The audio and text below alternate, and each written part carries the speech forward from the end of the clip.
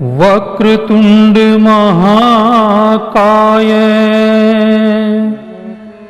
सूर्यकोटि समप्रभा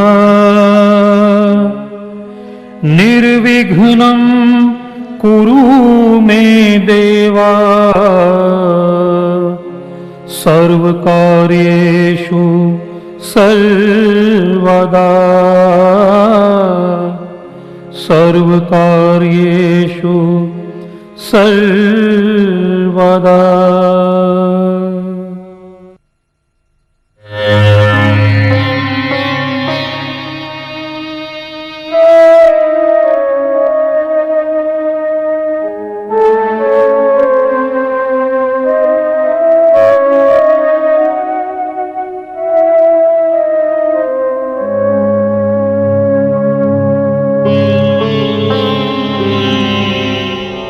यदा यदा हि धर्मस्य ग्लानिर्भवति भारत अभ्युत्थानमधर्मस्य तदात्मानं सृजाम्यहम् परित्राणाय साधूनां विनाशाय च दुष्कृतां धर्म संस्थापनार्थाय संभवामि युगे युगे।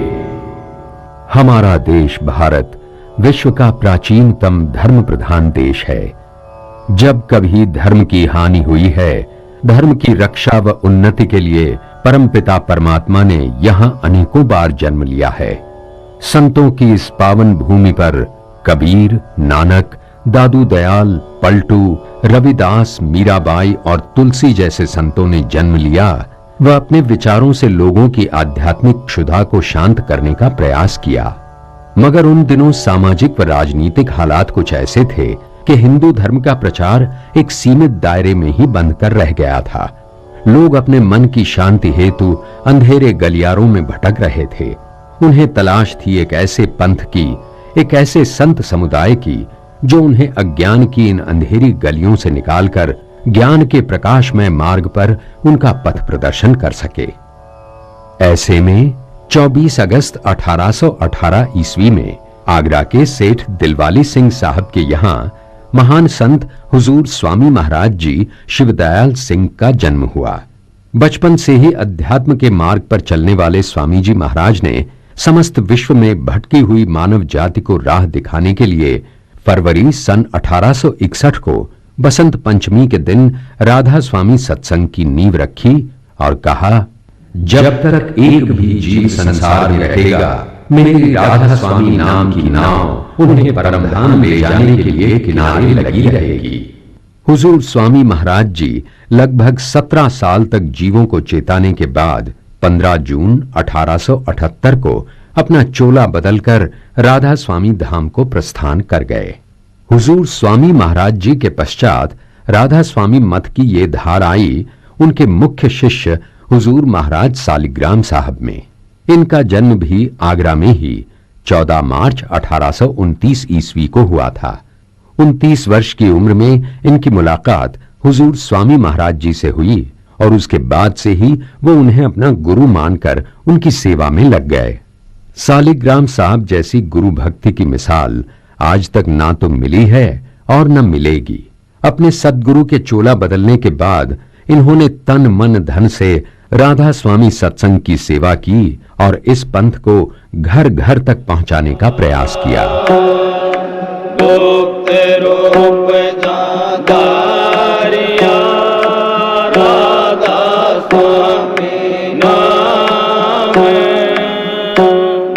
बिना मेरे नहीं पावे, जा कोई विसराए।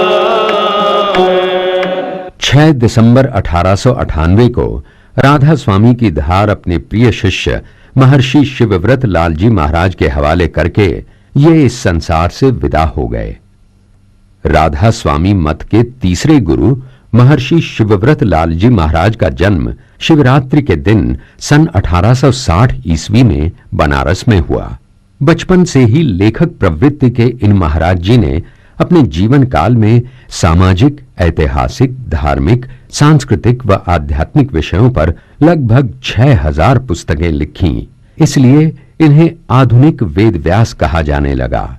18 जुलाई 1920 ईस्वी को इन्होंने राधा स्वामी मत के चौथे गुरु संत श्री राम सिंह जी आरमान साहब को लाहौर में नामदान दिया। कुछ अरसे बाद उन्हें हरियाणा के संत की उपाधि देते हुए हरियाणा व आसपास के इलाके में राधा स्वामी मत के प्रचार हेतु नामदान देने का अधिकार दिया तो अरमान साहब ने इनसे पूछा, मैं बहुत छोटा इंसान हूं, मुझसे इतना बड़ा काम कैसे बन पड़ेगा? अरमान साहब की बात सुनकर महर्षि जी बोले, घबराओ मत, मेरी धार आएगी जो तुम्हारी सहायता करेगी और तुम्हारे कार्य को हजारों गुना बढ़ाएगी। 23 फरवरी 1939 को महर्षि शिवव्रत लाल जी महाराज अपनी धार राधा स्वामी मत के चौथे गुरु हुजूर महाराज संत राम सिंह जी अरमान को देकर राधा स्वामी धाम को प्रस्थान कर गए। संत राम सिंह जी अरमान साहब का जन्म आसौज बदी नवमी संवत 1952 के दिन हरियाणा के जुई गांव में हुआ। अपने गुरु के आदेशानुसार इन्होंने अपने गृहस्थ जीवन के कर्तव्यों को निभाते हुए राधा स्वामी सत्संग का हरियाणा में प्रसार किया। अपने काम को आगे बढ़ाने के लिए इन्हें इंतजार था महर्षि शिवव्रत लाल जी महाराज की धार का, और इस धार का जन्म भारत की छोटी काशी कही जाने वाली हरियाणा प्रांत की नगरी भिवानी से 11 किलोमीटर दूर स्थित गांव दिनोद में 19 अगस्त 1925 के शुभ दिन चौधरी मूलाराम जी मल्हान व श्रीमती चावली देवी के घर हुआ। सतपुरुष के वचन से काटन को यमफंद हरियाणा ग्राम दिनोद में प्रकट हुए ताराचंद रे भाई, प्रकट हुए ताराचंद। सांस्कृतिक संपदा से संपन्न हरियाणा प्रदेश में लड़के के जन्म लेने पर थाली बजाने का रिवाज है, मगर जिस घर में हुजूर महाराज जी ने जन्म लिया वहां थाली बजाना तो दूर, किसी ने खुश होकर ताली भी नहीं बजाई। उस घर में अभावों का साम्राज्य था। उस घर के लोग जिंदगी जी नहीं रहे थे, बल्कि जिंदगी की गाड़ी को जैसे तैसे खींच रहे थे। घर में हर तरह की कमी थी, कमी भी इतनी कि शिशु के जन्म के 3 दिन बाद तक माता चावली के पेट में अन्न का एक दाना भी नहीं गया। चौथे दिन एक पड़ोसिन ने मां और बेटे पर दया करके गुड़ की लापसी बनाकर खिलाई। अब भला ऐसी विकट परिस्थिति में पुत्र के जन्म पर कैसे खुशियां मनाई जाती? प्रसव के बाद पौष्टिक खुराक के अभाव की वजह कहिए या विधाता का लेख, हुजूर साहब के जन्म के 4 महीने बाद ही अपने कलेजे के टुकड़े को रोता बिलखता छोड़कर हुजूर साहब की माताजी परलोक सिधार गईं। आयु बीती जात है, एक दिन आवे काल, जो जन्मा मर जाएगा, यही जगत का हाल रे भाई, यही जगत का हाल। नन्हे हुजूर साहब की परवरिश की जिम्मेदारी अब इनकी दादी के कमजोर कंधों पर आ गिरी। दादी ही अब इस बालक के खाने पीने का ध्यान रखती थी, क्योंकि परिवार के दूसरे लोगों को तो अभावों से जूझने से वक्त ही नहीं मिलता था। शैशव अवस्था में हुजूर साहब को न तो मां का दूध ही नसीब हुआ और न ही कोई अन्य पौष्टिक आहार। ऐसी अवस्था में एक मातृविहीन बच्चे का जीवित रहना ईश्वरीय चमत्कार ही था। मां के आंचल की छांव के बगैर परवरिश पाए हुए हुजूर महाराज जी अपने मातृविहीनता के कष्ट को कभी नहीं भुला पाए। अपने इस दुख को हुजूर साहब ने हमेशा अपने सत्संग में अभिव्यक्त किया। मेरे जीवन में मेरी माता का बहुत असर है, परंतु मैं बड़ा ही निर्भाग हूं कि मैं अपनी मां की सेवा नहीं कर सका।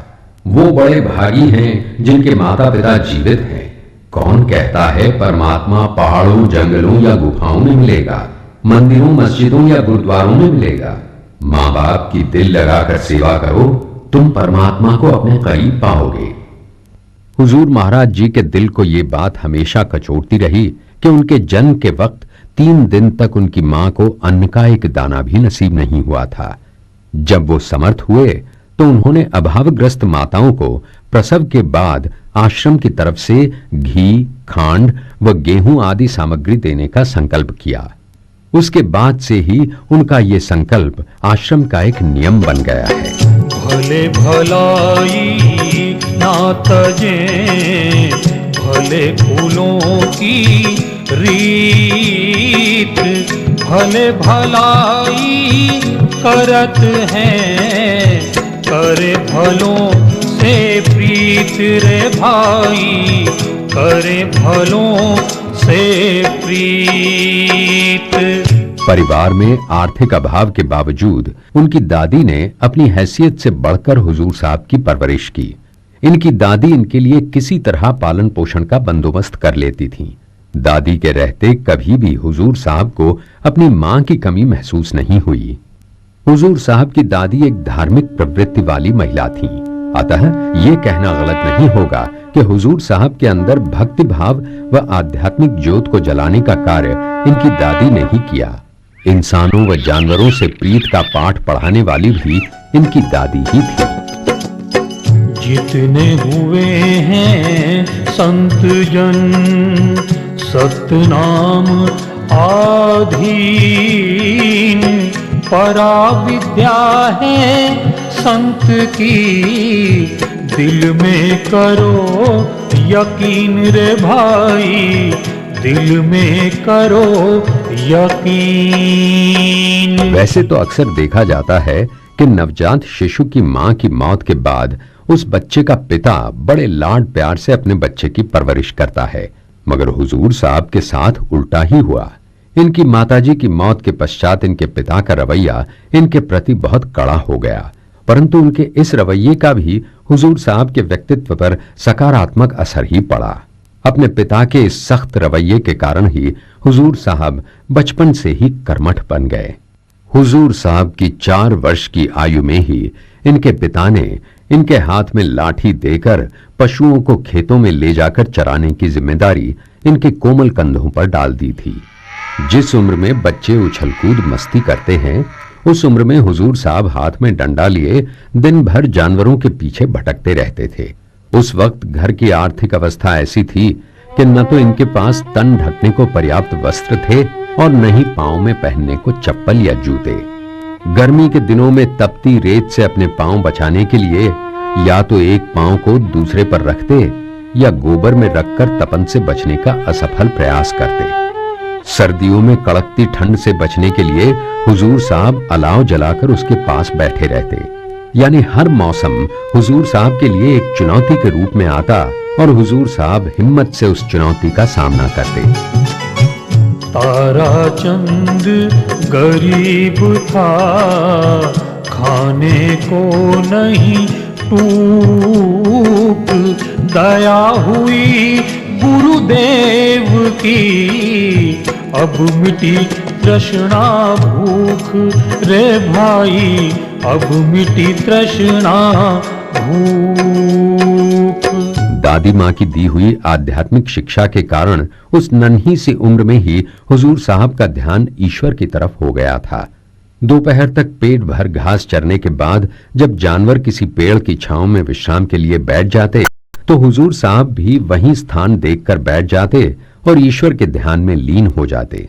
उनकी इस आदत की वजह से कई बार जानवर किसी के खेत में जा घुसते और ध्यानस्थ होने के कारण हुजूर साहब को इस बात का पता नहीं चलता।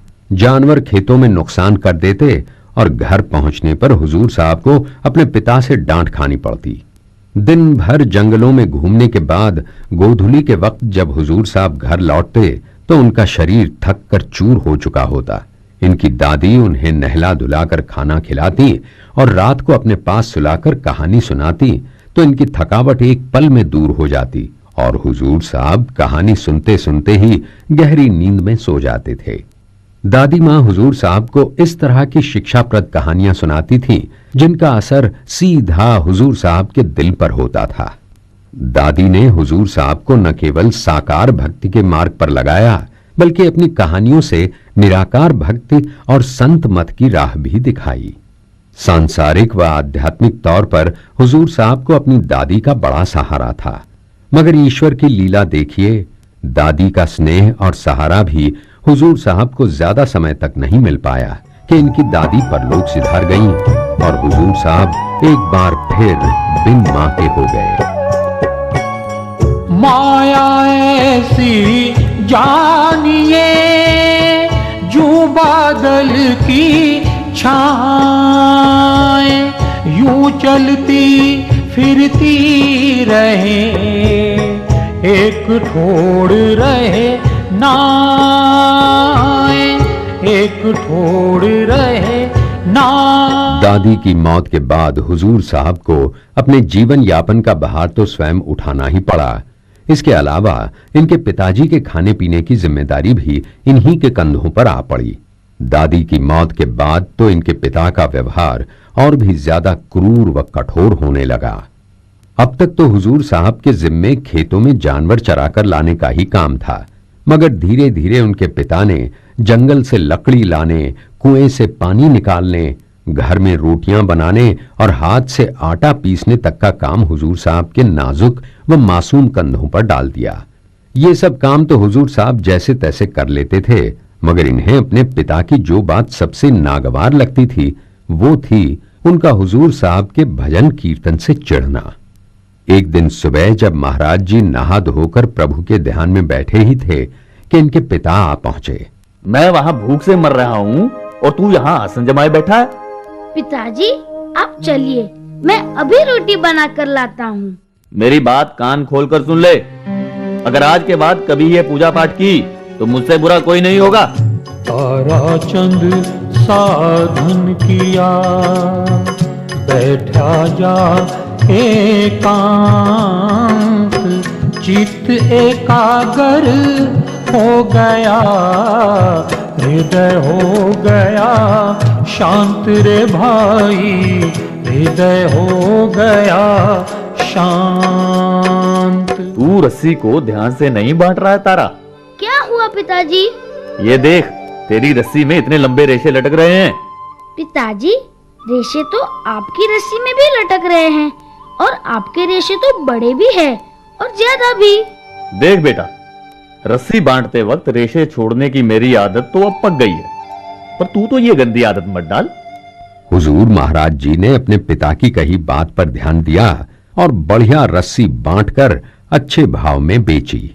गुण ग्राह्यता की इसी भावना ने हुजूर महाराज जी को एक दिव्य पुरुष और उनके जीवन को भव्य बना दिया था।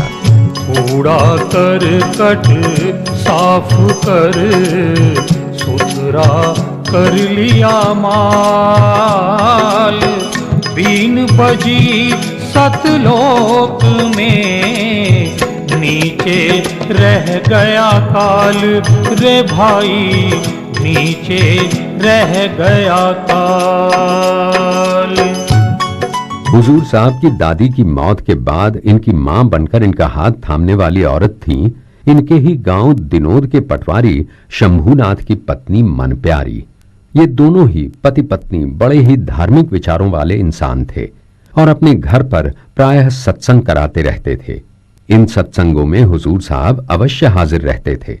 इस तरह लगातार घर पर आते रहने के कारण बालक हुजूर साहब से मनप्यारी का आत्मिक लगाव हो गया। मनप्यारी के सानिध्य में ही हुजूर साहब ने पढ़ना लिखना आरंभ किया। भाई वाह, तुमने तो एक ही दिन में इतना सब कुछ सीख लिया। आपने सिखाया तो मैं सीख पाया माता।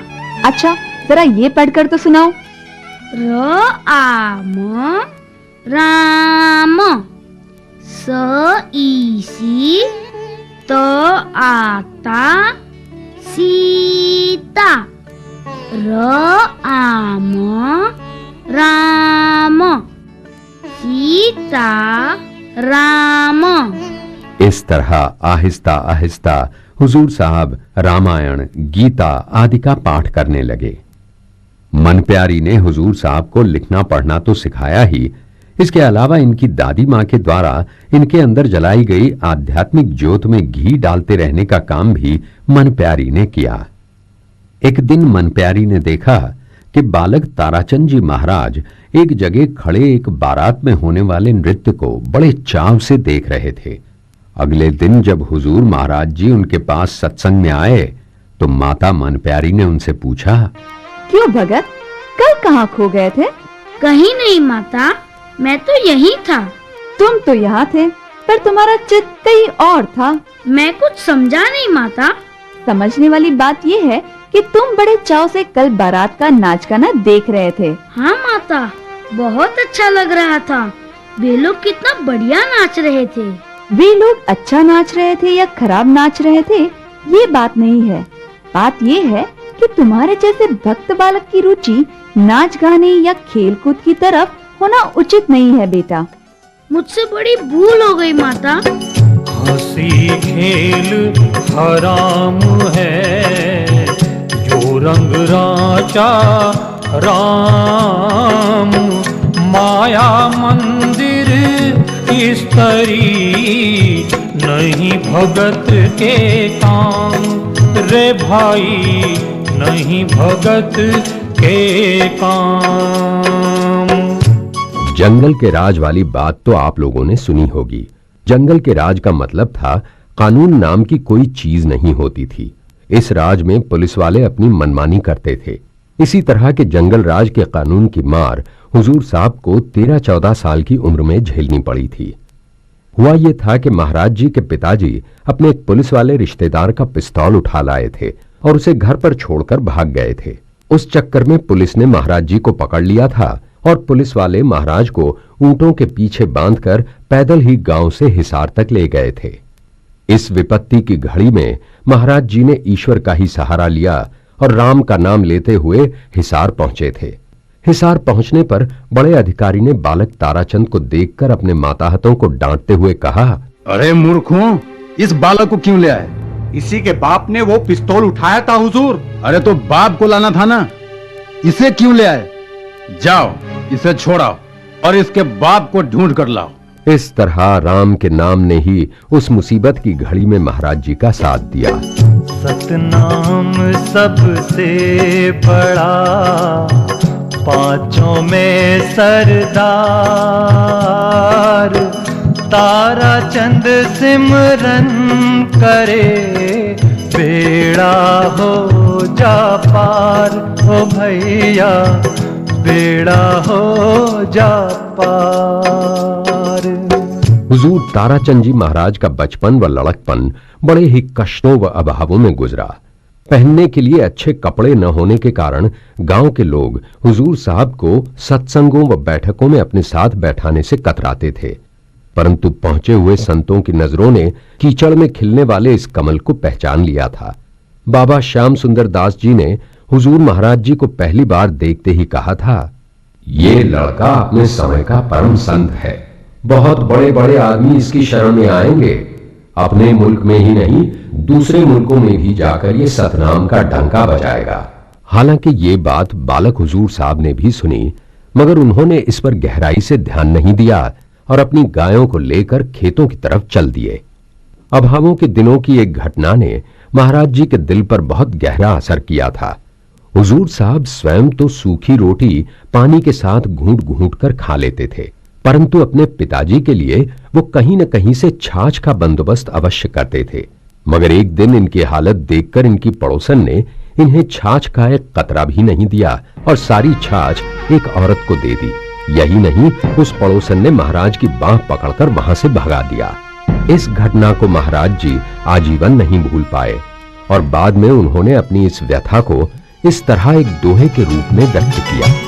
ताराचंद गरीब को मिली न मांगी छाएं, दया हुई गुरुदेव की, चरणामृत ले जाएं रे भाई, चरणामृत ले जाएं। हुजूर महाराज जी की अपनी जिंदगी भले ही अभावों में गुजर रही थी, परंतु इसके बावजूद इनका दिल बड़ा ही संवेदनशील था। बचपन में अपनी दादी द्वारा पाई शिक्षा इन्हें अच्छी तरह याद थी। हुजूर महाराज जी स्वयं भूखे प्यासे रहकर भी पशुओं, पक्षियों, वृक्षों व मनुष्यों का ख्याल रखते थे। गर्मियों के दिनों में जब पशु पक्षियों के लिए सारे क्षेत्र में दाने पानी का कहीं नामो निशान भी नहीं रहता था, उस समय हुजूर महाराज जी 4-5 किलोमीटर पैदल सर पर घड़ा लेकर पशु पक्षियों के लिए डाबर जोहड़ में पानी लेकर जाते थे। इसके अलावा अपने लिए पकाई गई रोटियों में से कुत्ते बिल्लियों को खिलाते थे। ये सब हुजूर महाराज जी की दिनचर्या का हिस्सा बन गया था। भले लोग संसार में अमृत रूपी खान, उनके दर्श और परस से होती खुशी महान रे भाई, होती खुशी महान।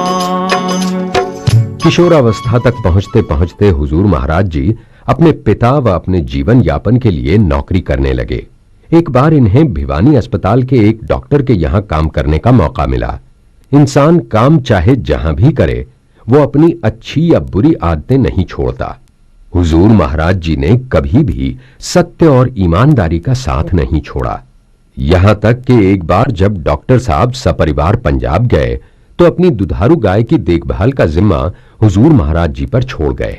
जब तक वो वापस आए, हुजूर साहब ने गाय के दूध से 5-6 किलो घी निकालकर जमा कर लिया था।